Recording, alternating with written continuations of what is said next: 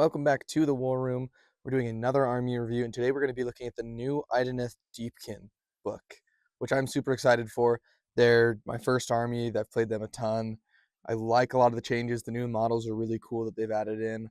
So before we get into this, please give us a subscribe, like this video, leave a comment if you're excited to play these guys or if you're excited to figure out, what's going on with these guys. Give that algorithm a little bit of a boost for us. Okay, so the first thing we're going to be looking at here are the battle traits. The new tide system is really cool. I like how they've done it. There's a couple of changes here and there as far as the actual tides themselves. Essentially, you have two different paths. You have the tides of the sea and the tides of the storm. And you start at one. Once you've done that one, you can move up to the next one. Then you can move up to the next one. If you decide you want to change tracks, you got to go back to the first one. So in theory, you could just switch back and forth between the first two as much as you want without progressing. But if you're going to change either from the sea or from the storm, you have to start at the first one of the other ones. So let's break this down real quick. Tides of the sea. The first one is Concealing Tide.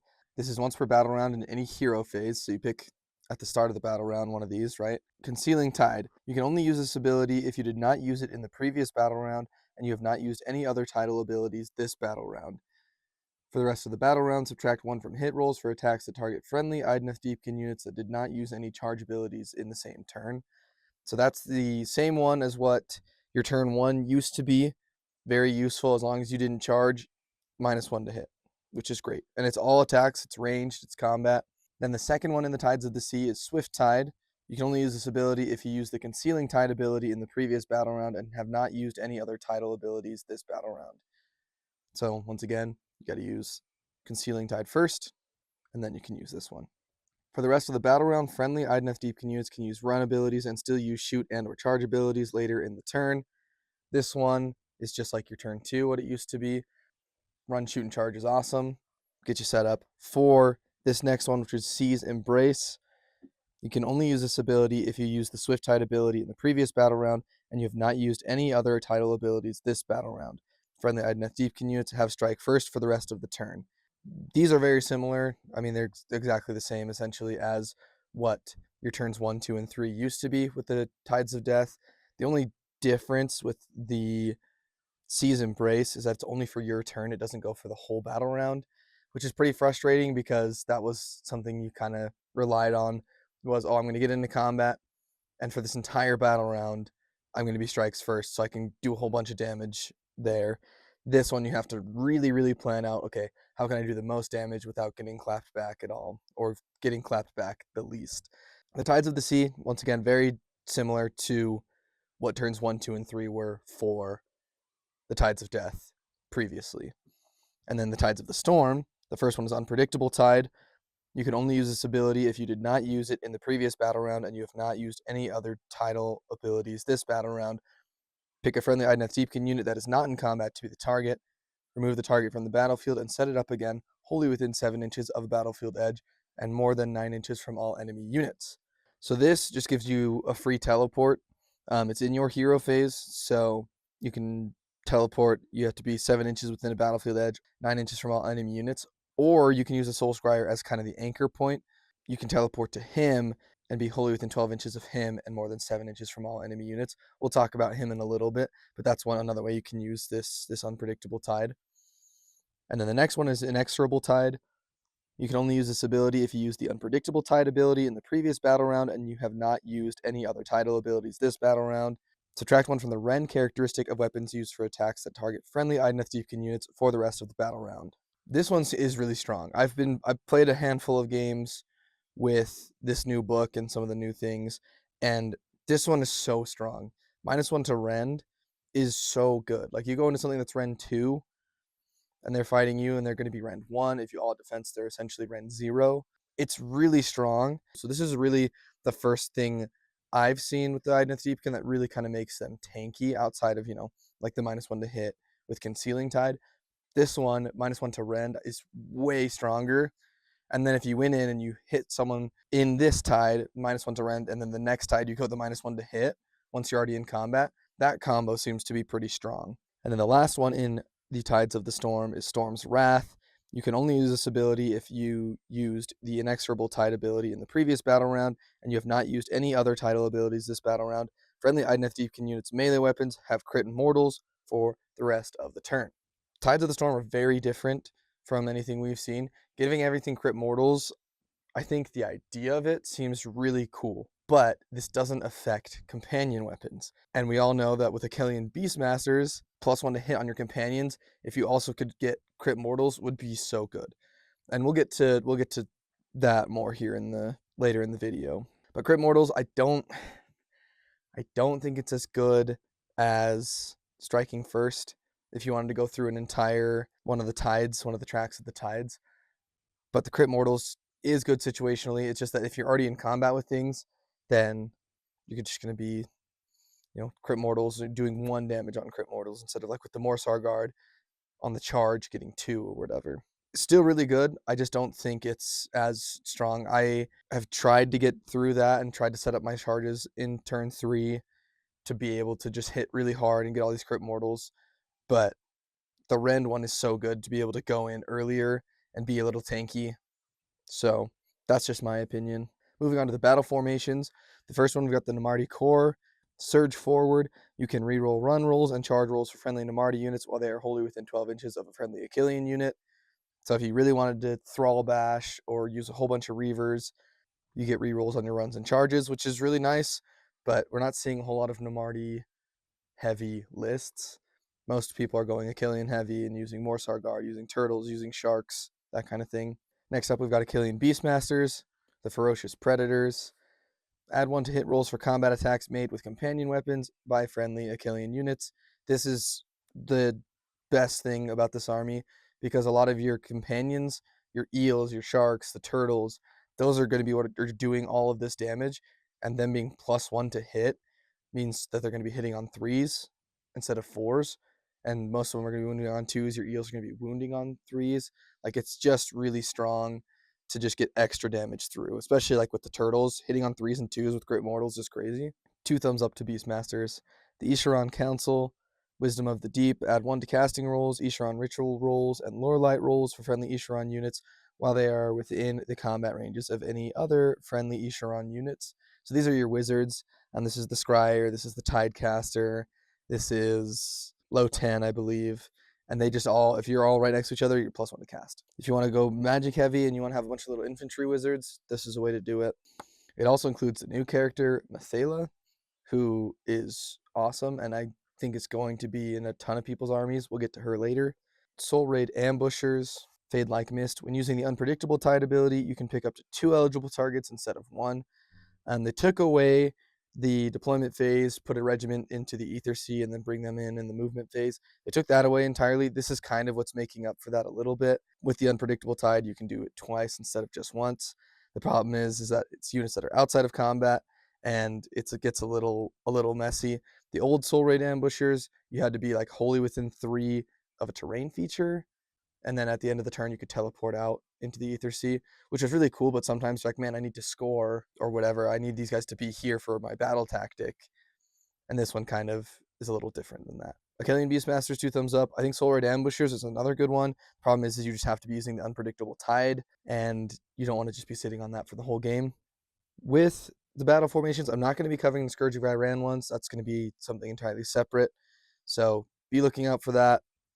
But we won't be covering the Scourge of Iran. They're really cool, but it's only for this one season, the 2025-2026 season. So I'm going to be avoiding those in this video. Moving on to the heroic traits. This is the Champions of the Tides. So we've got the Form of the Fang Mora. The unmodified hit roll for an attack that targets this unit is 1 through 3. The attack fails and the attack sequence ends. This is the old Ancient Pride heroic trait. So you throw this on your Eidolon, they can only be hit on a 4+, which is really strong and very good. I believe this one is 20 points to take, so we got to make sure you have points for it. But very, very good. The Hunter of Souls. So in the deployment phase, you pick one of the following weapon abilities for this unit's melee weapons to have this battle: Anti-Cavalry +1 Rend, Anti-Infantry +1 Rend, or Anti-Monster +1 Rend. This is really awesome because it's in the deployment phase that you pick which one of these you want, instead of it being in list creation. Because a lot of times when you're going to tournaments and things, you have to decide ahead of time, oh, these guys are going to have this layout, the sharks are going to have the anti-monster shot, or they're going to have the anti-cavalry shot. This one, you in the deployment phase, you kind of see what your enemy has, your opponent has, and then you get to pick, which is very, very cool and very strong. Throw this on the Eidolon of Mathlan, the aspect of the storm, which is the fighty one, and you can make him rend 3 onto something, which is insane. So very good there. And then Nightmare Legacy, subtract 3 from the control scores of enemy units while they are within 6 inches of this unit. Once again, Games Workshop is really trying to push control score. I just don't think it's going to matter too much. I think you get here and there one game where you have to count it up and actually figure out who controls what. But for the most part, it's pretty obvious. Moving on to the Artifacts of Power, we got the Armor of the Sithai. They changed what this one does, because this one used to be the weapon abilities outside of Companion have no effect. But now it is, if this unit has not charged this turn, subtract 1 from hit rolls for combat attacks made by enemy units while they are in combat with this unit. So -1 to hit as long as you didn't charge. It's good, but like you are going to be charging the aspect of this storm in all the time. So I probably wouldn't put this one on him necessarily, because you wouldn't get that effect all the time.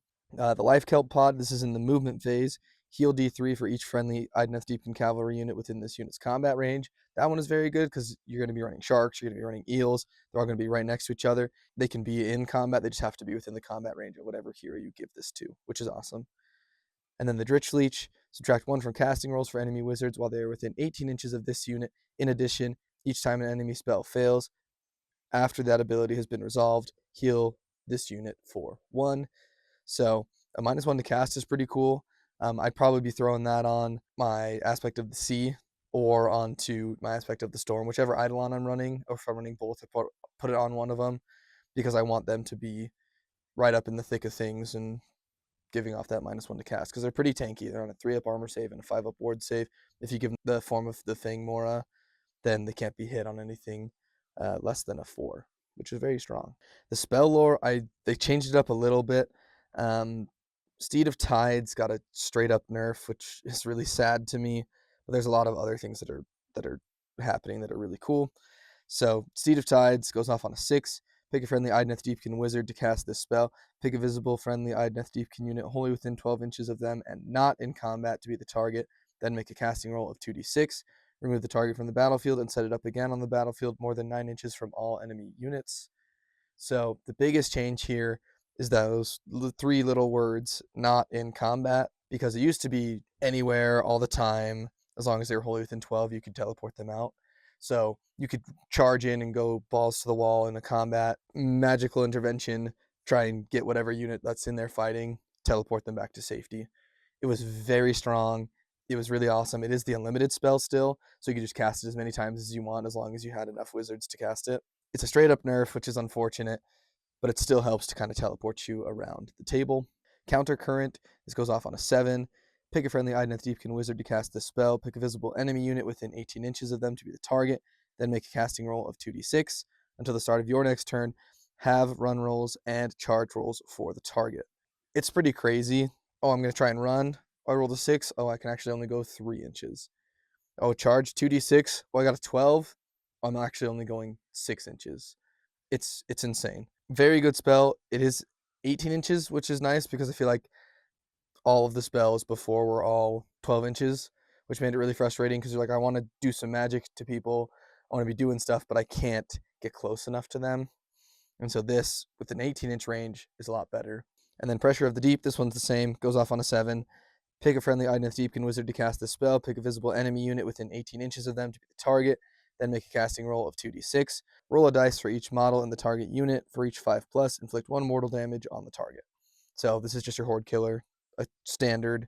They had this before this book came out as well. And then the new manifestation lore, which is, I'm so excited to be running this more, because it's just an awesome model. It's cool to have on the board, is the Incarnate of the Deep. So it goes off on an 8, which is very high, but if you have an Eidolon or you're running Isharon Council, you have ways to get +1 to cast. So if there's not a friendly Incarnate of the Deep on the battlefield, pick a friendly Idoneth Deepkin wizard to cast this spell, then make a casting roll of 2d6. Set up an Incarnate of the Deep wholly within 12 inches of the caster, visible to them, and more than 9 inches from all enemy units.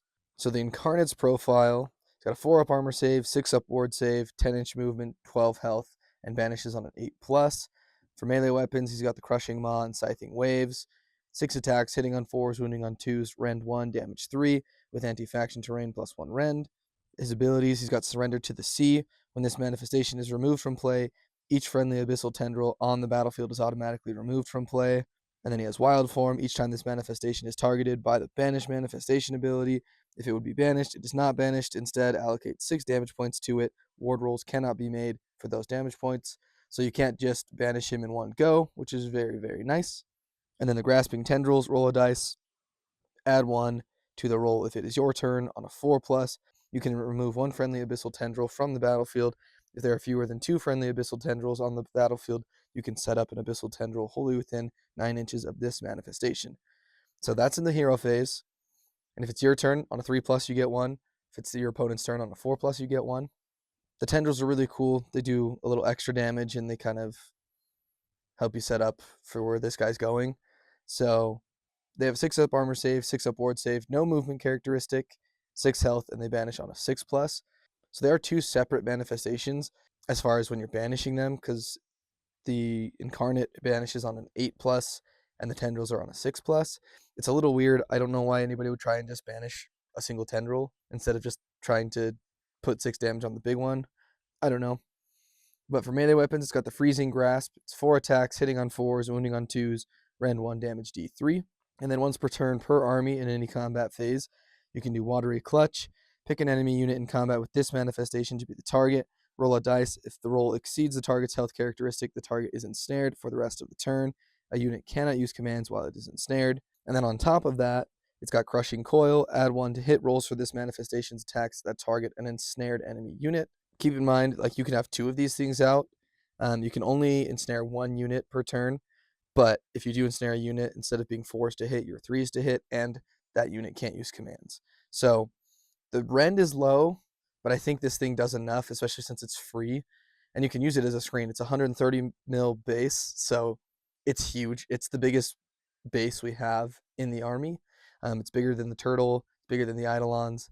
I mean, it's humongous. And then I think the tendrils are on 50 millimeter bases. I'm not 100% sure, but they're big as well. These have the potential to do a lot of damage. It's free. It is an 8+ to get this out, which is a little tricky. But if you can get it out, as soon as it comes out, you can try and get a tendril out immediately as well, too. So lots of ways you can use this, which is very fun. Hopping into the War Scrolls now, we're going to start off with the Eidolons. These guys are awesome. It's a super, super cool model. I think they're a must-take. Not both of them, but at least one of them in every single list I run for the most part, because they're just so good and they're so versatile and they do a ton. They changed up the profile a little bit, but for the most part, they've remained the same. So the Eidolon of Mathland, Aspect of the Storm, 3-up armor save, 5-up ward save, 10-inch movement, 12 health, 5 control. For melee weapons, he's got the Spear of Repressed Fury and the Cruel Hook. 7 attacks, hitting on 3s, wounding on 2s, rend 2, damage 2, with charge plus 1 damage. That's the difference here. They gave him 1 more attack, and then they took out the little miscellaneous fish attacks, the companions, and just had it just be 1 attack profile. Crashing upon the foe, this unit can use charge abilities even if it used a retreat ability in the same turn. In addition, no mortal damage is inflicted on this unit by retreat abilities. He's just going to be charging, retreating, charging, retreating, charging, retreating, constantly doing 3 damage on his charges. And at 3s to hit and 2s to wound, rend 2, you throw the Hunter of Souls onto him, so he's rend 3 into specific things. Very, very strong. And then pulled into the depths, once per turn per army in any charge phase. Pick an enemy hero in combat with this unit to be the target. Roll a dice on a 3+. The target has strike last for the rest of the turn. So if he's hero hunting, you can make them strike last on a 3+. Very strong. And then Drench with Hate. Add 1 to wound rolls for combat attacks made by friendly Idoneth Deepkin units while they are wholly within 12 inches of this unit. So plus 1 to wound on a 12-inch bubble is really awesome. It means your elves are going to be wounding on 3s. And then the other Eidolon, the Eidolon of Mathland, Aspect of the Sea.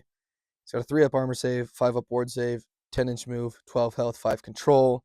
For ranged weapons, you got the Blasts of Abyssal Energy, 12-inch range, 3 attacks, hitting on 3s, wounding on 3s, rend 2, damage D3. And then for melee weapons, you've got the Side Trident and the Deep Sea Scepter, 7 attacks, hitting on 3s, wounding on 3s, rend 1, damage D3. So he also got that same treatment, getting a couple more attacks and losing the companion attacks, which the companion attacks never ever did anything. It was like 6 attacks, no rend, 1 damage. So it was impossible to really do anything. And occasionally you'd get, 3 damage out of them, but nothing really happened. So giving this guy an extra attack, I feel like is much better. Dormant energies, add 1 to casting rolls for this unit. He's just constantly +1 to cast, which is great. His War Scroll spell, they gave a little buff to. It goes off on a 7 now instead of an 8. So pick up to 3 different visible enemy units within 12 inches of this unit to be the targets. Then make a casting roll of 2d6. Subtract 1 from save rolls for combat attacks that target those units until the start of your next turn. This is as it was before. Pick 3 different enemy units within 12 inches. They're -1 to their save. There's a lot of rend manipulation in this army now, as we'll see here in a little bit, where you can be plus rend, you can make them minus rend, you can make their armor save -1. Like, there's a lot of ways where you can get a very, very high rend or make their armor save very low, which is nice. And then the Vengeful Waves, this is once per turn per army in any charge phase. If this unit has not charged this turn, pick an enemy unit in combat with it to be the target. Roll a dice on a 3+. The target cannot use commands for the rest of the turn.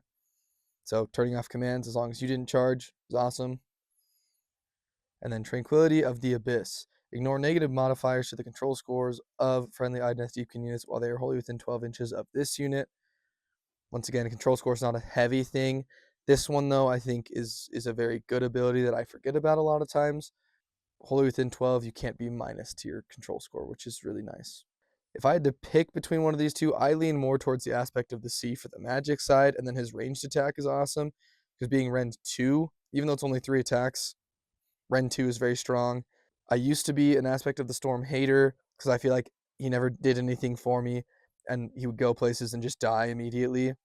But I've come around on him a little bit more, so either one of them is a very good option. I know a lot of people running one of each in the previous season. I only have one model, so I have to pick and choose. I normally go with Aspect of the Sea, but it kind of just depends on what you want to do. Next up, we've got Volturnos, the High King of the Deep. 3 up armor save, 12-inch movement, 8 health, and 2 control. He's got the Astra Solus, 6 attacks, hitting on 2s, wounding on 3s, rend 1, damage 2. And then USAL's Fangs, Talons, and Lashing Tails, 4 attacks, hitting on 4s, wounding on 3s, rend 1, damage 2. The Astra Solus is also charge +1 damage, so you're damage 3 on the charge. He got a straight up nerf. He used to be rend 2, now he's just rend 1. It makes him, I don't want to say unplayable, but it's just that now you cannot send him into combat or he will just not do enough and then get clapped back immediately. He has no ward save. He's just got that 3 up armor save and only 8 health. So he is not tanky at all, and he doesn't hit as hard anymore. So he's really just a buff piece at this point. He's got Saelith, the High King's Shield. This unit has a ward of 3+ against mortal damage inflicted by spell abilities, prayer abilities, or abilities used by manifestations. You see that 3 up ward and you think, wow, this is really good, but it is A, only the mortal damage inflicted, and B, it's only from spells, prayers, and manifestations. So it's not all damage from those things, it's just the mortals. So it really doesn't come into play super often, which is kind of frustrating. If it does, you're like, oh man, I'm practically invincible against mortal damage from these things. A little frustrating. He's got First Among Achilleans. Add 1 to hit rolls for combat attacks made by other friendly Achillean units while they are wholly within 12 inches of this unit.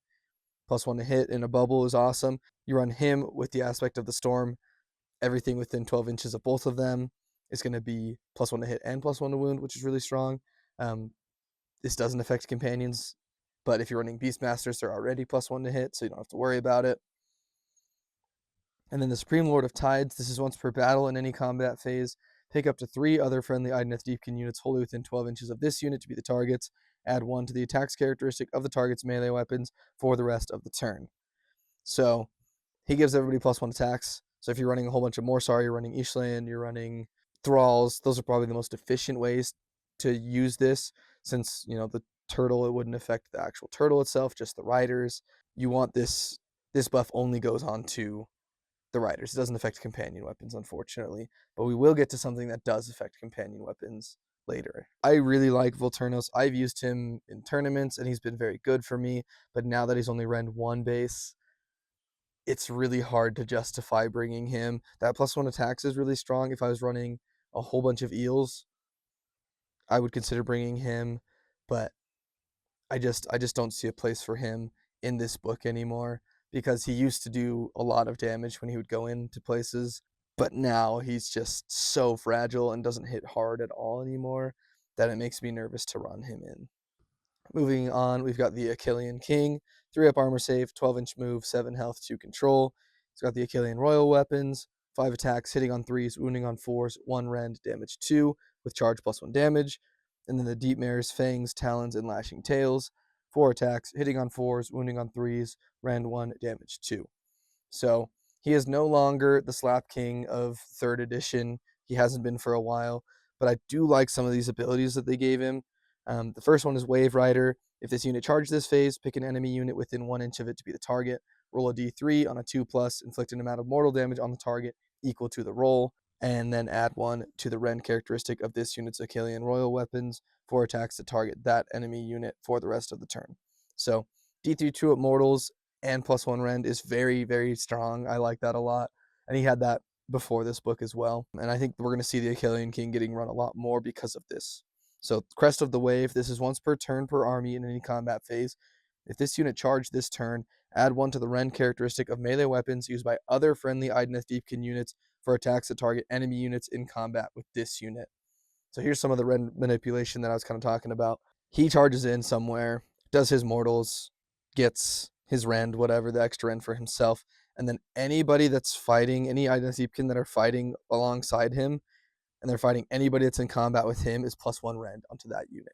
So now your eels, who are rend 1 base, but they have +1 rend against cavalry. If they charge next to this guy, they're another rend if he's in combat with cavalry. So you can get your eels up to 3 rend on that.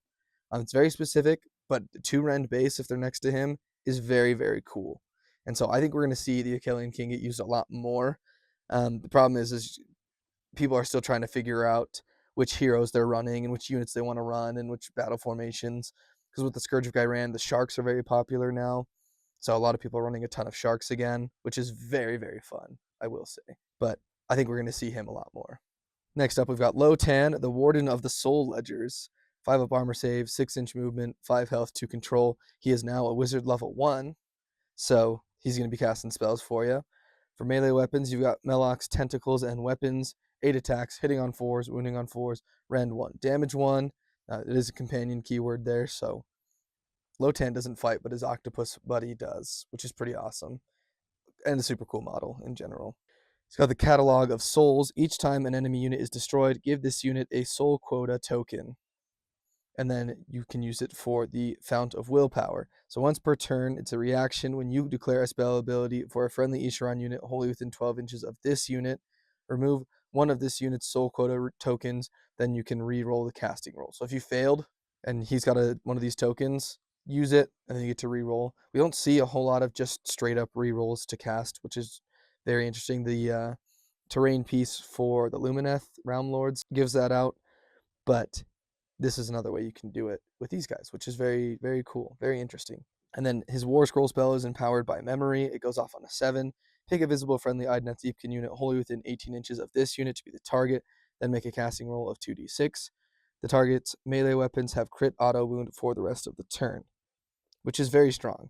It's not crit mortals. Obviously, that would be an insane spell to have, but crit auto wound, and it's wholly within 18 inches of him, very, very strong. So Lotan, I think we could see making a comeback again as well. And then we've got the first of our new characters. We've got Methala, the Oracle of the Abyss. Very cool model. I picked the model up a couple weeks ago. I'm very excited to use it on Battlefield because it's very strong. So 5-up armor save, 6-up board save, 10-inch movement, 6 health, 2 control. Range weapons, you've got the Riptide Blast, 18-inch range, 3 attacks, hitting on 2s, wounding on 4s, rend 1, damage D3, and it's got the shoot and combat keyword there, which is awesome. And then melee weapons, you've got Staff of the Abyss, 3 attacks, hitting on 3s, wounding on 4s, rend 1, damage D3. And then the Dark Shoals Ferocious Bites, 5 attacks, hitting on 4s, wounding on 3s, rend 1, damage 1 with the companion keyword. So you don't want Methala to be in combat necessarily because if Methala dies, you're going to lose one of the best abilities in the game, and probably the most important one to any Idoneth Deepkin army at this point. Her War Scroll spell is Crushing Pressure, goes off on a 7. Pick a visible enemy unit within 18 inches of this unit to be the target, then make a casting roll of 2d6. Roll a number of dice equal to the target's health characteristic to a maximum of 10. For each 4+, inflict 1 mortal damage on the target. So you target a monster with this, you're rolling 10 dice, you're doing average is 5 mortal damage. You're not always going to roll average, obviously, but it's a good start. It's an easy way to kind of pick off and chip damage into bigger things. But this is the ability I was talking about, Siren Song of the Abyss. This is any combat phase. Pick up to 3 friendly Idoneth Deepkin units wholly within 12 inches of this unit to be the targets. For the rest of the turn, add 1 to the attack's characteristic of the target's companion weapons. So, turtles, +1 attack. Eels, +1 attack. Sharks, +1 attack. And if the sharks smell blood in the water, they're +1 attack. So you're getting 5 attacks with sharks. Like, Methala is awesome, which is another reason why you don't want them to be up in there fighting, because if Methala dies, you lose this ability, and this ability is so strong for this army, because a majority of the damage you're going to be doing, unless you're taking all Namardi, is going to be coming from your companion weapons. So giving an extra attack to them, if you're running Achillean Beastmasters, everything's hitting on 3s. It's a perfect storm of damage. It's great. Moving on to another one of the new models, we've got the Icon of the Storm. 4 up armor save, 7-inch movement, 6 health, 2 control. Melee weapons, you got the Maelstrom Blades, 7 attacks, hitting on 3s, wounding on 4s, rend 1, damage 2. It's got Whirlpool's Fury. Enemy units cannot use retreat abilities while they are in combat with this unit. Friendly units that use a retreat ability while they are wholly within 12 inches of this unit can still use shoot and or charge abilities later in the turn. He gives off retreat and charge, which is pretty cool. I think a way to use this if you wanted to get those crit mortals, you go really hard in turn 2 or whatever when you're that -1 to rend turn, and you have him there close, and then like if you got the double, you retreat and you charge back in and you're going crit mortals into people. I think that's a really good way to be using this. Retreat and charge is just awesome. If you get charged and you take it, then you just retreat back out and charge back in. You do it with the aspect of the Storm, the Eidolon, all the time, because he can just do it as his ability. So this guy gives that out to people, which is really cool. And then Storm of Blades, this unit can use 2 fight abilities this phase. After the first is used, however, this unit has strike last for the rest of the turn. He's a chosen. No, I'm just kidding. But he can fight twice, which is a cool ability. He doesn't hit super hard though. I mean, 3s and 4s with 1 rend, 2 damage isn't super inspirational. Very useful piece, I think, for the army. I think I would prefer to run the Icon of the Sea, because the Icon of the Sea does a little bit more for me, and I like him a little bit more. I think his model's a little cooler, because it's a dual kit, so you can build one or the other, but I like the 2-handed glaive a lot more. So, the Icon of the Sea, 4 up armor save, 7-inch movement, 6 health, 2 control. He's got the title glaive, 5 attacks, hitting on 3s, wounding on 3s, rend 1, damage 2, with charge +1 damage. So I don't know why he wounds on 3s and the Storm wounds on 4s, but the Storm has more attacks, the Sea does more damage. I don't know. I don't know what the math is on that. Somebody comment in here and explain that to me, what the difference is in math, damage per attack, whatever you want to call it. He's got Rapid Approach. This unit can use a run ability and still use charge abilities later in the turn. This is going to be really important because he's got to be right next to people for this other ability, which is the Surging Sea. Once per turn per army in your charge phase, pick this unit and up to 1 friendly unit within this unit's combat range to be the targets. For the rest of the turn, add 1 to the number of dice rolled when making charge rolls for the targets to a maximum of 3. So he gives out 3d6 charge to 1 unit and himself, which is why he can run in charge as well, because he's got to be able to keep up with eels and sharks and turtles and things like that. He's running up the board. You're just keeping him next to something that you want to charge in, throwing its long bomb charges, things like that. That's why I like the Icon of the Sea more. I love a 3d6 charge. I've been complaining that Deepkin don't really have one. We've had a run in charge, which is essentially a 3d6 charge. An actual 3d6 charge makes me feel so much more confident when I'm going into combats, when I'm 7 inches away or 8 inches away and I need something big. Like, oh man, I got 1 more die to throw at this, which is great. Okay, next up we've got the Isharan Soul Scryer. 5 up armor save, 6-inch movement, 5 health, 2 control. He's got the Abyssal Touch. 4 attacks, hitting on 3s, wounding on 4s, no rend, damage D3.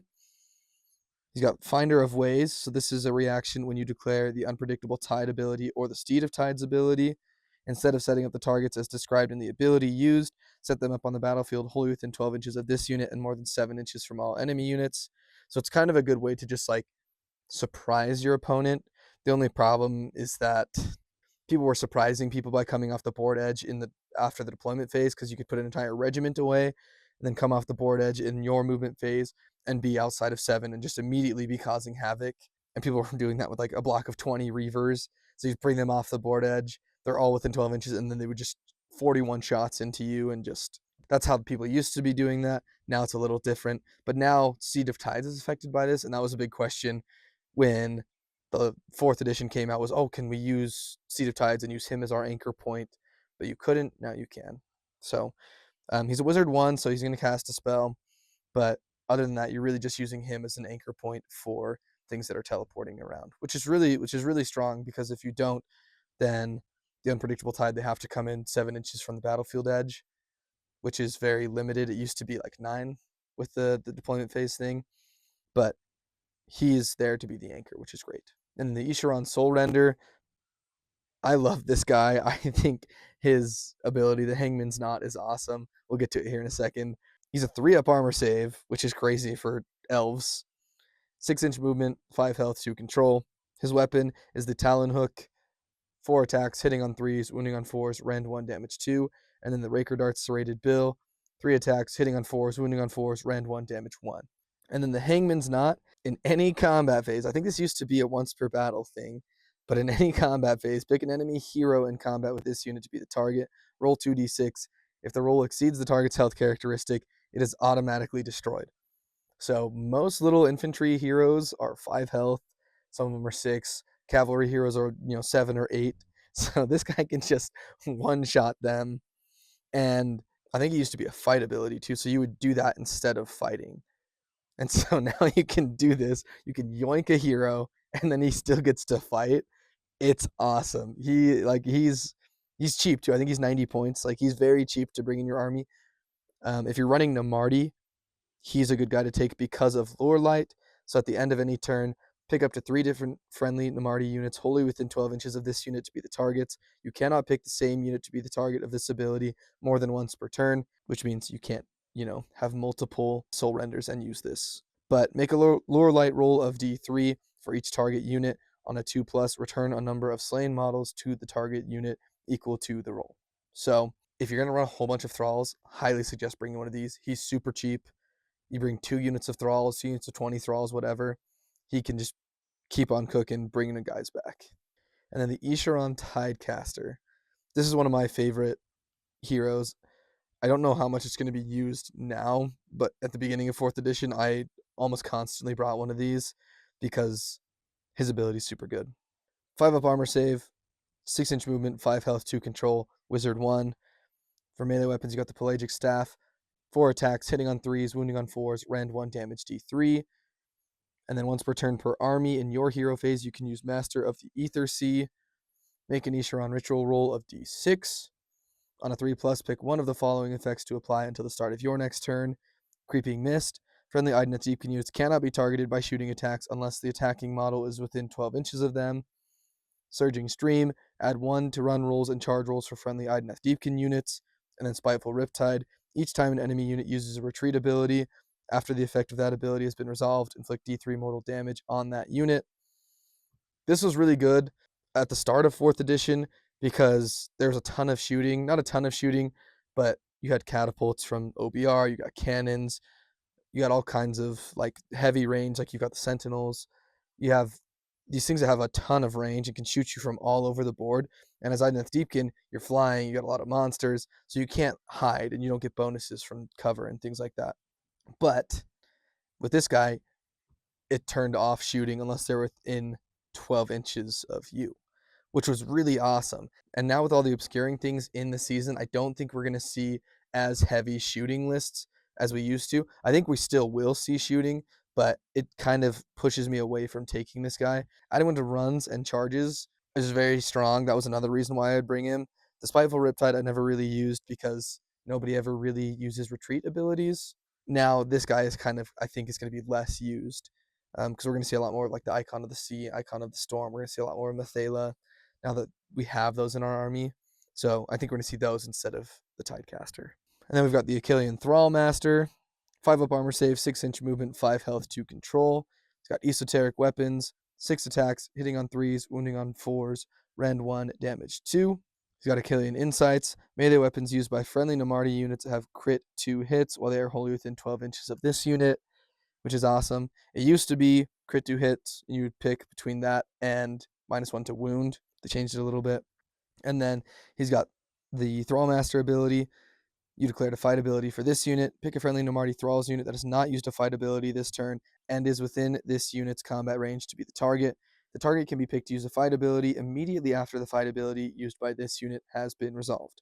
So he fights, Thralls fight right after him. Pretty simple. If you're taking Thralls, definitely take him. Crit 2 hits with the Thralls is really strong. Then next up, we were starting into our Namarti units. First, we've got the Namarti Reavers. 5 up armor save, 7-inch move, 1 health, and 1 control. We've got the Whisper Bow, 12-inch range, 2 attacks, hitting on 3s, wounding on 4s, rend 1, damage 1 with crit auto wound. And then melee weapons, they've got the Keening Blade, 1 attack, hitting on 3s, wounding on 4s, no rend, damage 1. And then they've got Strike on the move. This unit can use shoot abilities, even if it used a run or retreat ability in the same turn. I believe that changed because it used to just be runs. It had run and shoot, but now it can retreat and shoot as well, which is very nice. Because the worst thing is when these guys get stuck in combat, because you don't want them to be in combat because they're not good in combat. But if they do get stuck, you can retreat. You still take the mortals, but you get out of those combats, and then you can shoot as well. And then the Namarti Thralls, 5 up armor save, 6-inch movement, 1 health, 1 control. For melee weapons, they've got Lanmari, 2 attacks, hitting on 3s, wounding on 4s, rend 1, damage 1, with anti-infantry +1 rend and anti-monster +1 rend. That was a change because it used to be anti-infantry +1 rend, and then they were damage 2 against monsters. But now they're just rend 2 against monsters. And then they have sweeping blows, so you declared a fight ability for this unit. If any damage points inflicted by attacks made as part of that fight ability are allocated to enemy units, subtract 1 from wound rolls for attacks made by those enemy units for the rest of the turn. So instead of it being something that was attached to the Thrallmaster, it's now attached to the Thralls, and you have to do a damage to get the -1 to wound. But that's very strong, especially considering these guys I think are 100 points for 10. Very cheap unit. You can use them as screens. You can use them to hold down objectives. They're one of the only things in the army that gets the bonus of the seasonal rule of obscuring terrain, which is so much of the terrain this season. Next up, we've got the Achillean Alopex, the Sharks. These guys are awesome.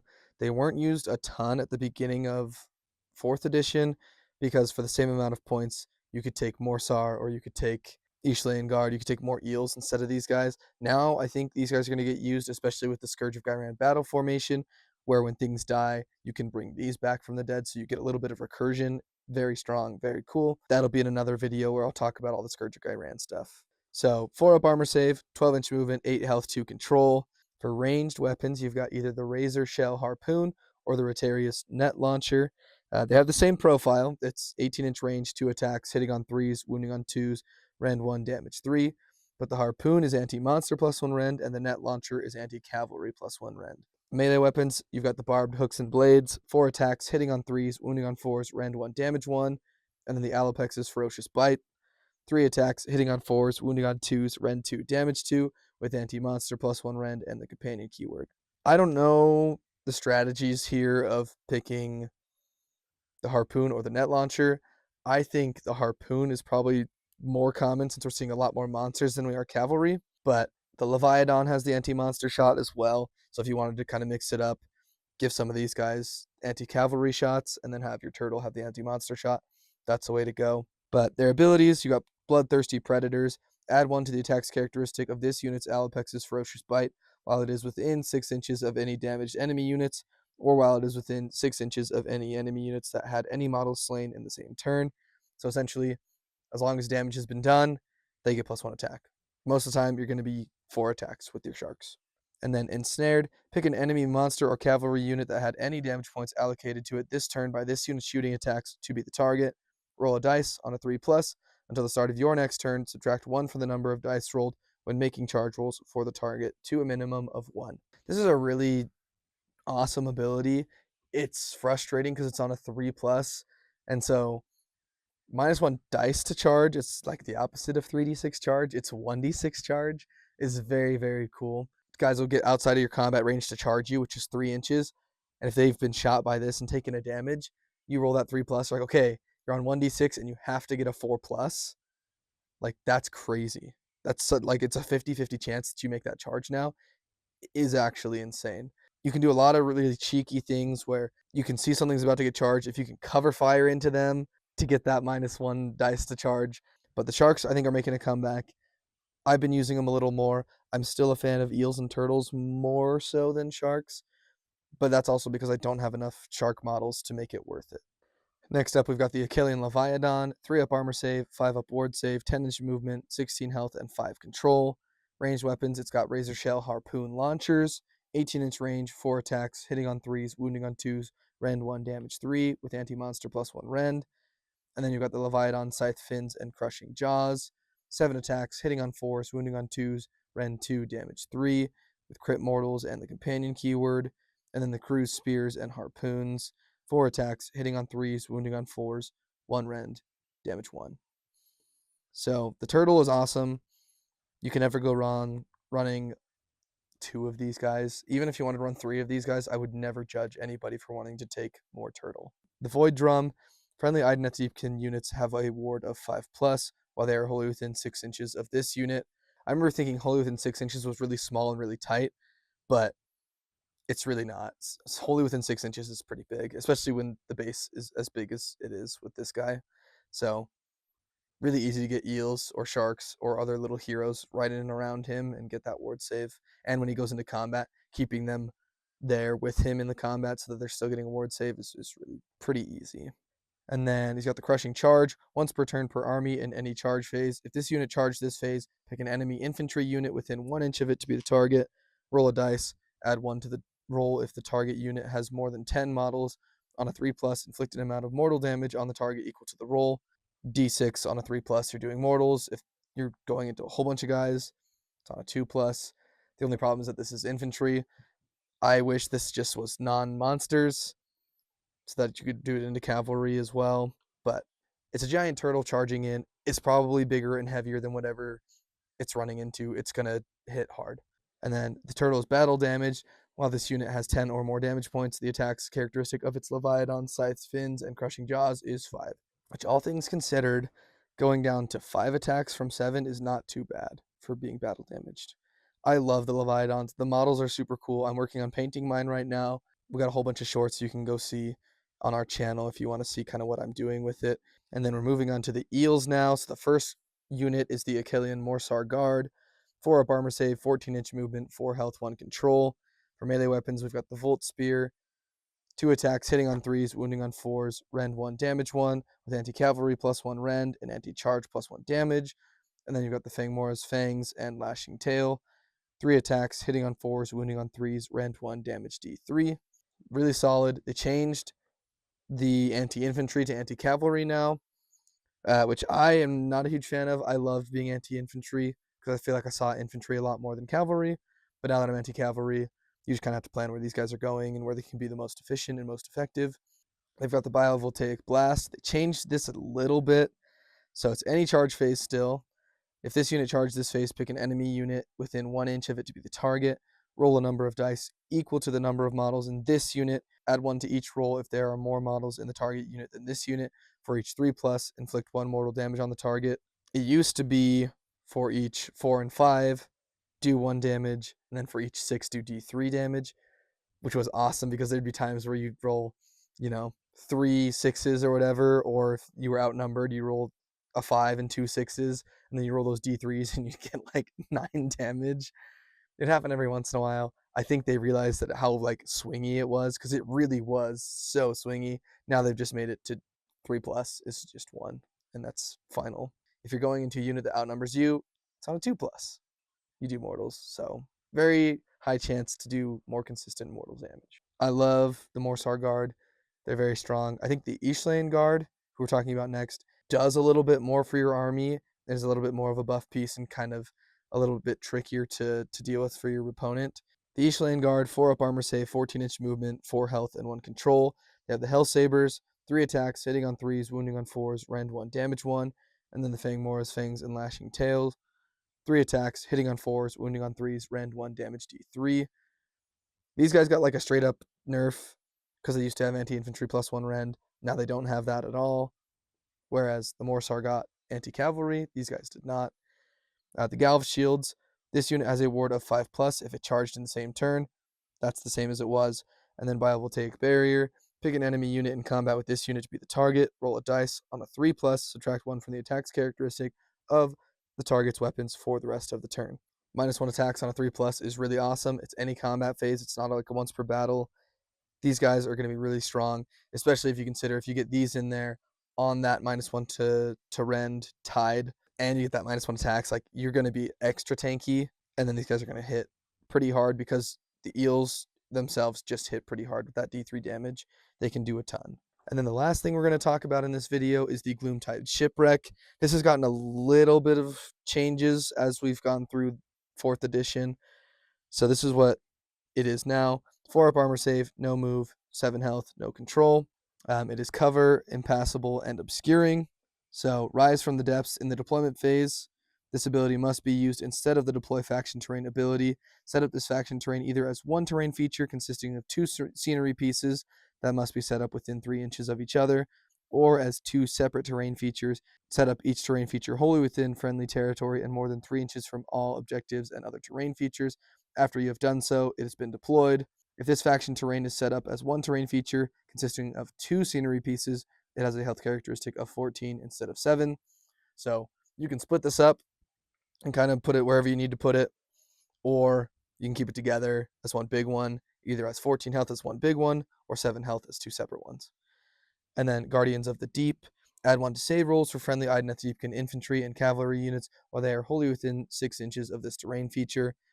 This doesn't come up super often, but when I do bring the Shipwreck to a battle, I try and set it up around objectives that I know I'm going to be on, or that I know there's going to be fighting on, so that way I can put my guys on there and it gives me +1 to my armor save. And then Phantasmal Ruin. Models can pass through this terrain feature but cannot be set up on or end moves on any part of this terrain feature.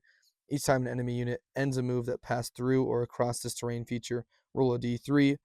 On a 2+, inflict an amount of mortal damage on that unit equal to the roll. So if something does get really close to this, goes through it, whatever, D3 2-up mortals. I wish it was kind of like the Sylvaneth trees, where it's if you're within the combat range, then it would do the mortals. I don't know how often I'm going to be bringing this one. In the start of 4th edition, it kind of just got in the way, and then it would also give people battle tactics for Do Not Waver. Now that that doesn't really exist anymore, I feel safer bringing it. I really like the model itself, so I try and bring it, but I don't know if this abilities that it has do enough for me to bring it every single time. It also just depends on what army I'm bringing. But that is the army review for the new Idoneth Deepkin. We saw Methala, we saw the new icons, we saw the new Incarnate of the Sea, we saw how the tides work. Very cool stuff. I'm really excited to be playing more with this. I've played probably 3 or 4 games with the new rules now, and I've really enjoyed it. I think there are a lot of ways to play this army now instead of, I feel like it was kind of just the same, wait till turn 3 and then go, go, go. I feel like now you can do a little bit more throughout the early turns. I really like the new units. I really like Methala. I think if she's not an auto include, she's very, very close. Giving those +1 companion attacks is so strong. If you haven't already, please subscribe to this channel. We're trying to get more stuff going. We're trying to get to the point where we can have memberships so that we can get donations, so that we can get more armies, we can do more things, provide more content for you guys. We would love to make more videos. We're getting a little busy with our actual jobs, which is why we haven't been so active on here. We're going to be doing more here in a little bit, so just stick with it. Like this video. If you're another Idoneth Deepkin player, leave me a comment. Let me know what you're running, because I have no idea what to run right now outside of Methala and some turtles. Show a brother some love. Help me out. Thank you so much for watching this video. We'll see you next time.